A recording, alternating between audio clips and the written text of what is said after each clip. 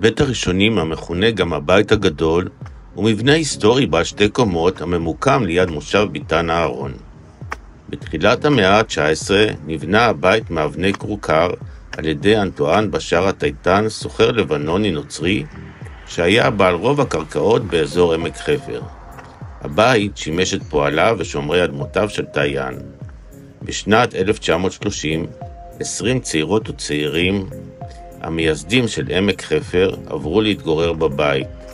עם הגעתם, הם שיפצו את הבית ובנו קומה שנייה, שהוסיפה חדר אוכל, מטבח, אולם שינה משותף ושירותים. בית הראשונים נחשב לאתר בעל חשיבות היסטורית רבה, והוא מספר את סיפור גאולת אדמות עמק חפר. בבית הראשונים מוצגות תערוכות של יוצרים ויוצרות מקומיות. בתערוכת עבודת אדמה יצרה היוצרת דורית פריביזור פלטה של צבעים מהאדמות שהובאו מיישובי עמק חפר.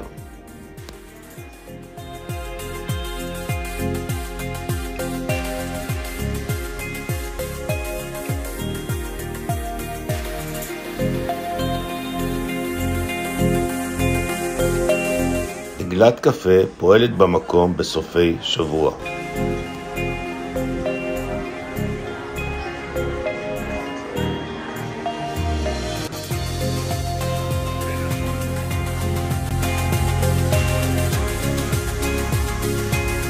ממרפסת בית הקפה ומצפור רמי כהן משתרע לכל רוחבו הנוף המרהיב של עמק חפר.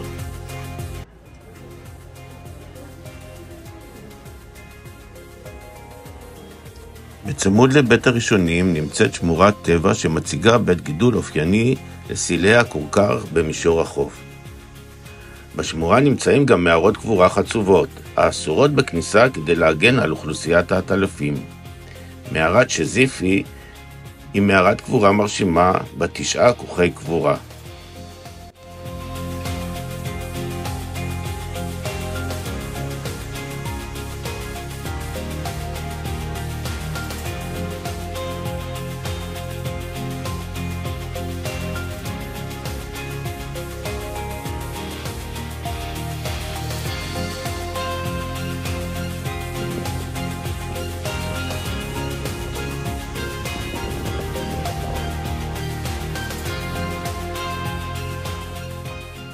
בשמורה נמצא עץ חרוב עתיק שיוצר בתוכו מעין מערה שבה ניתן לנוח ולהתרענן.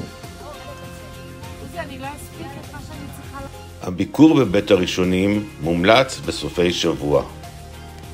בסיומו של הטיול חזרנו אל מגרש החנייה במקום.